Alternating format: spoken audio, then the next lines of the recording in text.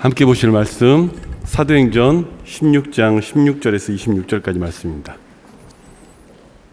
사도행전 16장 16절에서 26절까지 말씀입니다. 저와 함께 교독하시겠습니다. 제가 먼저 읽겠습니다. 우리가 기도하는 곳에 가다가 점치는 귀신 들린 여종 하나를 만나니 점으로 그 주인들에게 큰 이익을 주는 자라. 지키 높은 하나님의 종으로서 구원의 길을 너희에게 전한 자라. 이같이 여러 날을 하는지라 바울이 심히 괴로워하여 돌이켜 그 귀신에게 이르되 예수 그리스도의 이름으로 내가 내게 명하노니 그에게서 나오라 하니 귀신이 즉시 나오니라.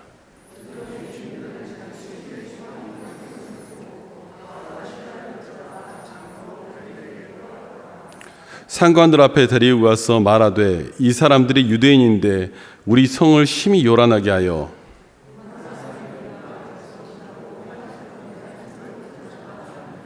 무리가 일제 일어나 고발하니 상관들이 옷을 찢어 벗기고 매로 치라 하여 많이 친 후에 옥에 가두고 간수에게 든든히 지키라.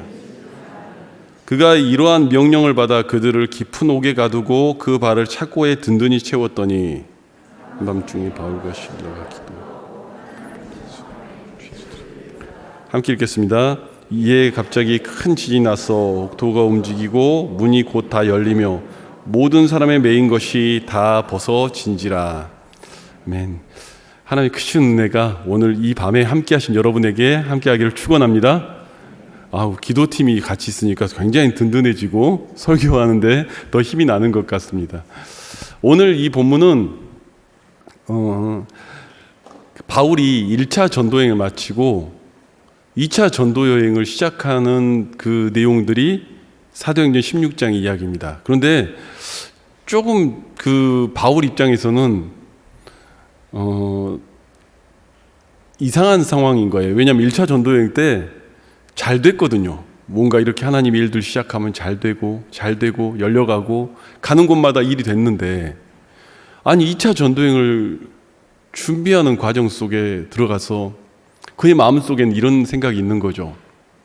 내가 갔던 아시아에 있는 교회들 한번 갔으니까 가고 싶지 않겠습니까? 그 성도들이 그립고 그들은 또 복음을 어떻게 들었고, 그리고 나의 피와 땀과 헌신들이 새겨진 그 교회들이 그립죠.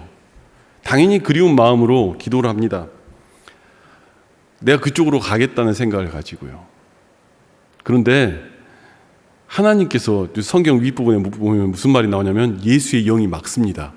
그쪽으로 가는 걸 막고 마게도니아를 향해 가라고, 그리고 그곳에서 사람들이 손짓하며 마게도니아로 오기를 바라는 환상을 보게 되죠.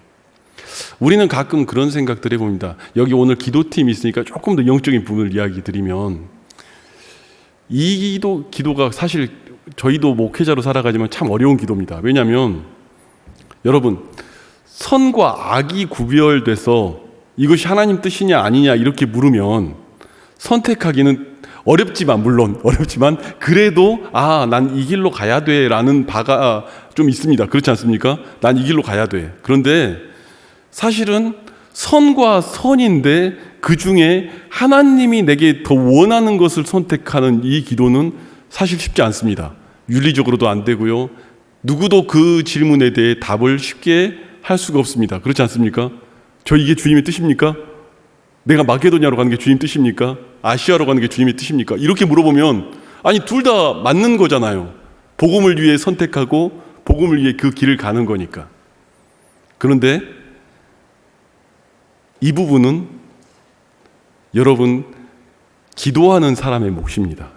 성령님이 내게 알려주는 바를 선택하는 것은요. 이것은 어디에도 나와 있지 않고 누구도 말해줄 수가 없습니다. 그러나 성령의 교통함을 받아 내게 원하시는 하나님의 뜻이 이거구나 라고 봐야 그 길을 걸어갈 수가 있는 거죠. 우리는 알고 있습니다. 이제 그 모든 신약의 시대가 지나고 마게도니아로 갔던 그 복음은 유럽을 통해서 그 한 바퀴 돌아 이 이방의 이 나라까지 오기까지 복음의 확장으로 전달되어져 가는 것, 영국을 통해서 미국을 통해서 다시 이렇게 복음이 돌아오는 것처럼 이 마게도니아로 바울이 선택하였기 때문에 오늘 그 일들이 시작되는 것이죠.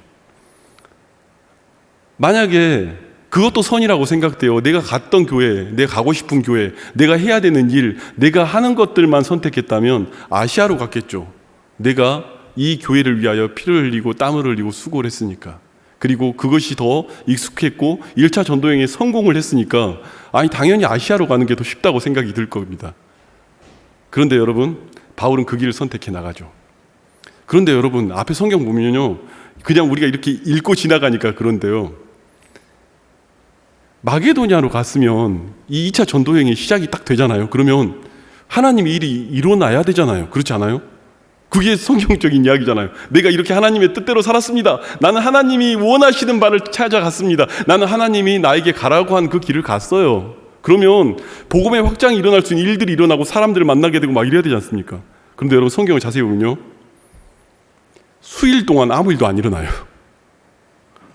마게도니아로 가라고 해서 왔는데 수일이 지나도록 무슨 일이 안 일어나는 거예요. 여러분, 저는 솔직히 바울이 이 상황이 더 힘들었을 것 같아요. 내가 주님의 명령을 따라 왔는데 내 삶에서는 하나님의 일이 일어나는 게 아니라 1차 전도여행처럼 그렇게 뭐가 쫙쫙 펴져가면서 하나님이 막 역사하는 그게 보이는 게 아니라 수일 동안 아무 일도 안 일어나는 거예요. 그런데 여러분, 성경을 보다 보면요, 바울이 그곳에서도 저희와 다른 그 가운데 있습니다. 그것은 무엇이냐면요, 기도하는 자리에 가는 것이죠. 여러분, 중보 기도하는 자리에 우리가 있고 또 기도하는 자리에 가며 그 가운데 설 때마다요, 사실 바울이 걷는 그 비밀들을 보면요, 그러한 상황 속에도 기도하는 자리에 갑니다. 우리들은 때로는 그런 얘기들 해요.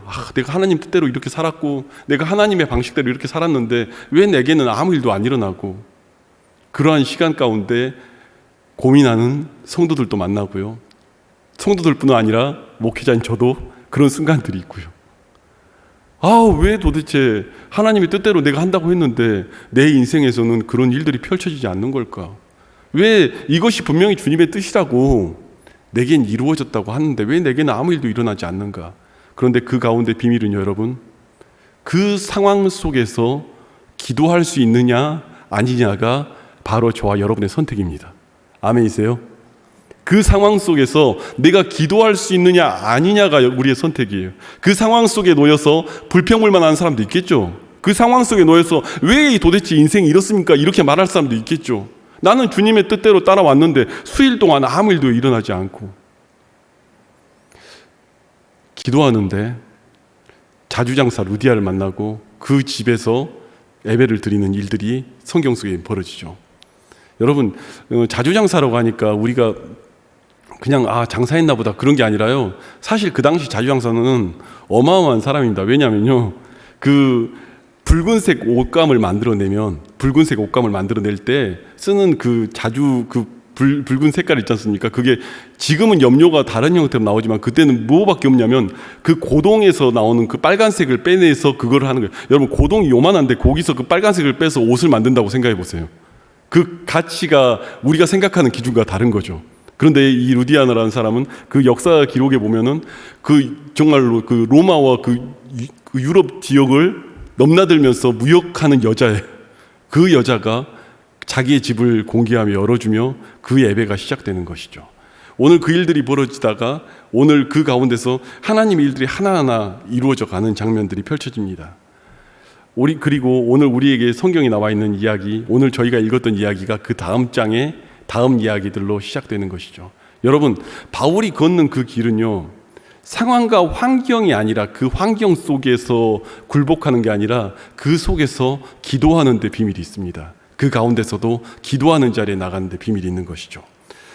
귀신 들린 여종이 점치는 그 자리에 갑니다. 그런데 그가 따라와서 막 지극히 높으신 하나님의 종으로 구원의 길을 너에게 전하는 자라 막 이러면서 괴롭히는 그 약간 어찌 보면 미쳤다고 말할 수 있는 그런 현장 앞에 놓여 있는 거죠. 그런데 바울이 그 귀신 들린 여자를 고칩니다. 그런데 사람들은, 그 주인은 점치던 것이 이제 끝난 것을 알고 옥에 가두죠. 여러분, 오늘 이 얘기를 하려고 제가 참 얘기를 많이 한 것 같습니다. 인생을 살아가면요, 여러분, 감옥 같은 순간들이 누구에게나 있습니다. 그 감옥의 모습이 물질로 나타나든 환경으로 나타나든 아무리 해도 벗어나지 않을 것 같은 우울감으로 나타나든 도저히 해결되지 않을 것 같은 그 감옥이 내 앞에 펼쳐질 때가 있죠. 그때 저와 여러분은 어떻게 해야 할까요? 그럼 그 감옥에 들어간 사람들은 누가 있을까요? 여러분, 세례 요한은 감옥에 딱 들어가니까 그가 의로운 행동을 하고 올바른 말들을 했지만 감옥에 딱 들어가니까 뭐부터 하죠? 예수가 당신이 오실 그입니까? 라고 의심을 하죠.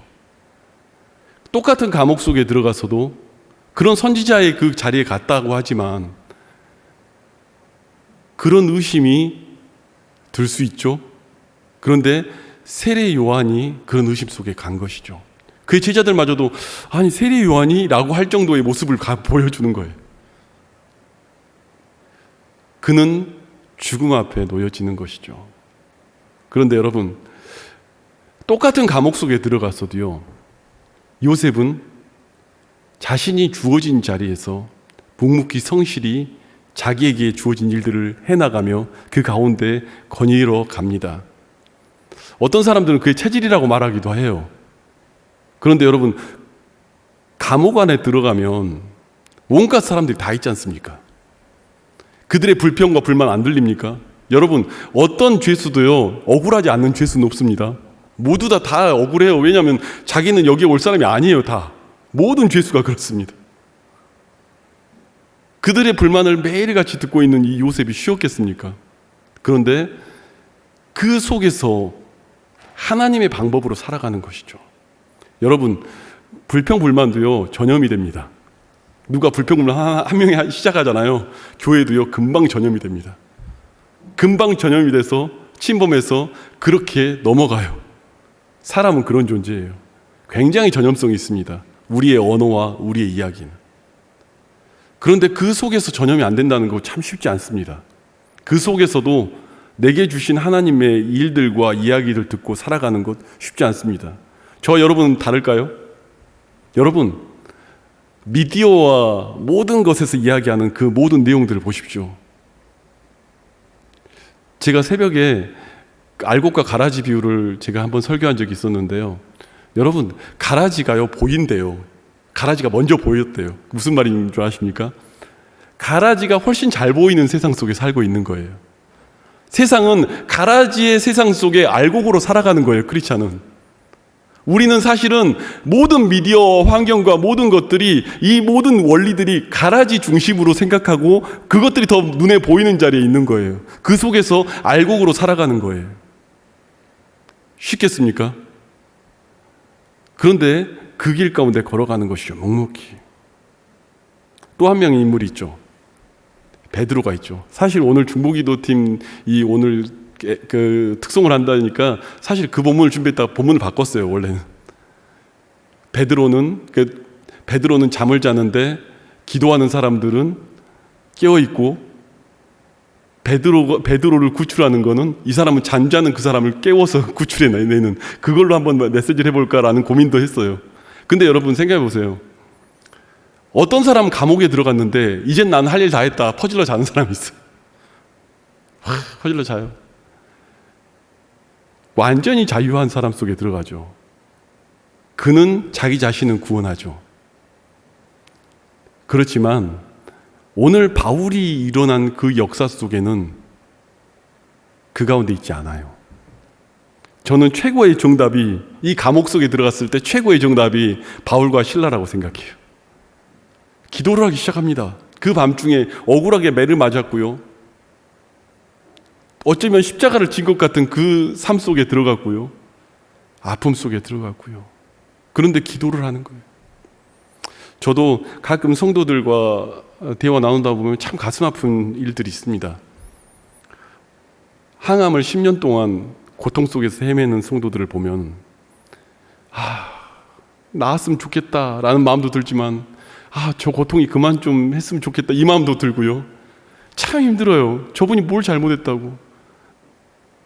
내가 목회를 하는 동안 나를 위해서 그렇게 긴 시간 기도해줬던 그런 권사님이신데 암으로 그렇게 힘들어하는 모습을 보면은 이 마음이 두 가지가 너무 교차하는 거예요. 그런데 해줄 수 있는 게 없어요.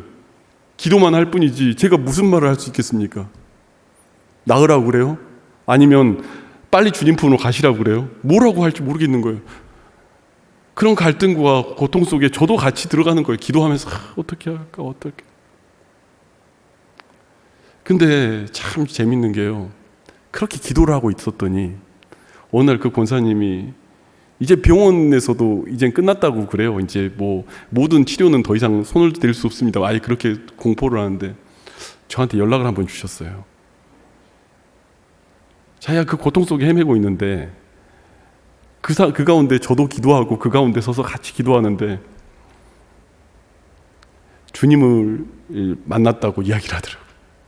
주님이 자신 때문에 고통스러워하는 그 모습을 봤대요. 그래서 도저히 그 고통스러워하는 주님의 모습을 보다가 도저히 그 모습을 볼 수 없어서 고개를 숙일 수밖에 없었다고 그 얘기를 저한테 하더라고요. 저는 어느 순간에 이 생각이 들었습니다. 나는 할 수 없어서 그냥 기도만 하고 있는데 하나님이 저 권사님을 위로하시는구나. 나는 그냥 할 수 없어서 방법이 없어서 뭐가 답인지도 모르겠고 어떻게 해야 될지 몰라서 기도만 하고 있는데 하나님은 그 공간과 시간을 넘어서서 그곳에서 그 딸을 위로하는구나. 여러분, 우리가 기도하고 있을 때 하나님은 하나님의 방식대로 역사를 하는 거예요. 베드로가 옥에 갇혀 있는데 하나님은 하나님 방식대로 일을 하는 거예요. 기도하는 사람들을 통해서 그 옥문을 열고 건져내는 일들을 이루어내는 것이죠. 그런데 오늘 바울은 더한 자리에 갑니다. 기도를 하기 시작하는 거예요. 그 옥중에 가서 억울한 상황에 놓였고 어쩌면 십자가를 지는 것 같은 그 고통 속에 놓여서 똑같은 감옥 속에 딱 갇혀 있는데 그 감옥 안에서 기도를 하기 시작하는데 기도하다 저 밑바닥에서 찬송이 터져 나오는 거예요. 저 밑바닥에서 하나님을 향한 찬양이 샘솟고 올라오기 시작하는 거예요. 누가 그 상황을 이해할 수가 있겠습니까? 모두가 다 안 된다고 생각할 수밖에 없는 그 감옥에서 찬송이 터져 나오는 거예요. 그 찬송은 거기 감옥 안에 있는 모든 갇힌 자들을 자유롭게 합니다. 그 모든 자들을 자유롭게 하기 시작해요. 그 모든 자들을 풀어내기 시작하고요. 그 모든 자들을 건져내기 시작해요. 그가 기도하기 시작하면서 찬송이 나오고 믿음으로 또 다른 이야기들이 다시 한번 시작되는 거예요. 여러분, 목회자가 설교를 하기 때문에 그 말씀 때문에 우리가 다 그래 내가 말씀을 이해했어. 말씀대로 되던가요? 나 그 말씀대로 이해했어. 말씀대로 됩니까? 기도 안 하면요 말씀대로 살 수가 없습니다. 아멘이세요? 제가 이런 얘기 드리면 좀 교만하게 보일지라도 용서하십시오. 우리 남 목사님이 한번 저하고 같이 얘기하다가 그런 얘기했어요. 설교에 대한 고민들 얘기하다가 목사님은 설교에 그 힘들었던 적이 있느냐는 질문을 했어요. 근데 잠깐 생각을 해봤더니 제가 생각해 보니까는 설교 준비에 힘이 들어 잠을 설쳐본 적은 딱 2번밖에 없더라고요. 그러니까 예전에 전도사 때 설교하는 게 너무 신이 나가지고 다음 날이 설교할 게 너무 기대가 돼가지고 잠을 설친 적은 있는데 설교가 막 준비가 안 돼가지고 잠을 설친 적은 2번밖에 없더라고요. 그런데 설교대로 살려고 고민하면서 설교대로 못 살아서 잠을 설친 적은 수두룩해요. 제가 한 설교대로 못 살아가기 때문에 그것 때문에 몸부림친 날은 수두룩해요. 말씀대로 사는 것이 그렇게 힘들어요. 우리도 그렇지 않습니까? 그 많은 메시지를 듣고 그 많은 설교를 듣고 그 많은 이야기를 듣는데 왜 그게 그렇게 안 지켜지는지, 왜 그렇게 안 되는지. 여러분, 기도 안 하면요 말씀대로 살 수가 없습니다. 기도를 안 하면요 그 말씀이 내 삶 속에서 그렇게 역사할 수 없습니다. 우리는 인간 내 모든 연약함으로 그것을 할 수가 없습니다. 우리는 다 그런 존재입니다. 말씀대로 살기 위해 기도하는 거예요. 이 말씀이 내 말씀이 되어 내 마음을 지키며 내 미움을 없애며 내 두려움을 없애며 내 염려와 걱정을 모두 짓밟고 그리스도 예수가 내 심령 가운데 세워지기 위해서 기도하는 거예요. 하나님의 사람답게 한 번만 살아보려고 기도하는 거라고요. 그렇게 기도하다가 저 밑에서 찬송이 쏟아져 나오는 거예요. 그 찬송은 거기 옥중에 있는 모든 사람을 실제적으로 풀어내는 거예요. 나 혼자 감옥에서 벗어나는 것, 누군가의 기도로 벗어날 수도 있죠. 나 혼자 열심히 살아서 언젠간 그런 가능성이 있을 수도 있죠. 그런데 여러분, 진짜 그 기도가 찬양이 되고 곡조에 있는 고백이 되고 이 기도가 내 삶의 이야기가 되고 내 삶의 노래가 되면서 그러면서는요, 그게 살아 역사할 때는요, 많은 사람을 구원하기 시작합니다. 나는 오늘 중보기도 팀들 함께 와서 너무너무 감사하고 행복한데, 우리의 기도가 우리 교회 안에 있는 모든 옥중에 있는 자들을 풀어낼 수 있기를 축복합니다. 모든 옥중에 있는 모든 이들을 풀어낼 수 있기를 바랍니다. 그의 기도 제목 하나하나를 볼 때마다, 그 기도 제목 하나하나를 볼 때마다 살아 역사하는 하나님이 오늘 그렇게 역사하길 바랍니다. 오늘 그 고백으로 우리가 구하고 간구하는 것 아니겠습니까? 목사로 살아가는데도요, 말씀대로 사는 게 너무 어려워요. 안타까운 얘기는 제 설교대로 사는 것도 너무 어려워요. 제 설교대로 살아가려고 노력하는 것, 그것도 어려워요. 안 되는 그 모습에 가슴을 치면서 잠 못 자는 날이 하루 이틀인 줄 아십니까? 안 되는 거예요. 그게 안 되는 거. 그런데 그 설교를 듣고 살아가는 여러분은 어떻습니까? 됩니까, 그게? 여러분, 우리가 주님을 바라보면서 구할 수 있기를 바랍니다. 우리가 기도할 때 그 감옥 속에 갇혀있는 우리의 연약한 백성들, 연약한 성도들, 그들을 이 감옥에서 건져낼 수 있기를 바랍니다. 참된 자유가 쏟아지는 주의 복음과 하나님의 교회와 하나님의 일들이 일어나길 바랍니다. 오늘 기도팀이라서요, 제가 조금 더 영적인 부분으로 설교를 했어요. 왜요? 제 말이 무슨 말인지 알아들을 것 같으니까, 제 이야기가 무슨 얘기인지 알 것 같으니까. 기도하지 않으면요, 사람들 그렇게 얘기합니다. 아유, 내가 이렇게 말씀 들었으니까 나는 지킬 수 있지. 아니요, 마음 깊숙이 보면요, 못 지킵니다. 미움은 날마다 싹트고요, 두려움은 날마다 싹트고요, 염려와 걱정은 날마다 우리 주변에 엄습하고요. 기도하셔야 합니다. 아멘이십니까? 기도하셔야 합니다. 그리고 그 기도가 곡조 있는 고백이 되고 살아있는 이야기가 되고 내 기도가 노래가 되고 하나님이 일하시는 그 고백들이 되기를 바랍니다. 오늘 한 가지 말씀을 더 보겠습니다. 신명기 34장 10절 말씀입니다. 제가 읽겠습니다. 그 후에는 이스라엘의 모세와 같은 선지자가 일어나지 못하였나니 모세는 여호와께서 대면하여 아시는 자요. 모세란 사람 한 사람을 두고 이야기하지만요, 여러분, 결국은 모세가 특별한 건 무엇인 줄 아십니까? 하나님을 대면한 거예요. 그거 하나예요. 실은 우리의 실력과 능력과 우리의 힘으로 기도하는 게 아니라요, 하나님을 대면하는 그것이 힘이요 능력이요 권능이란 말입니다. 하나님을 대면하며 그 앞에 서는 것이 우리에게 힘이요 능력이요 권능이란 말입니다. 기도라는 건 그런 거 아니겠습니까? 주님을 대면하고 주님이 오늘 이 가운데 있으며 주님과 동행하며 그와 함께 이야기하고 그와 함께 나누는 것, 그것이 모세의 능력이었습니다. 오늘 그 일들이 저와 여러분 가운데 있기를 원합니다. 오늘 이 가운데 한 100여 명 정도 앉아 계시는데요, 이 100명이 아니라 오늘 이 100명을 통해서 1000명, 10,000명을 구원하는 그 일들이 일어나기를 주님의 이름으로 축복합니다. 함께 찬양하시겠습니다.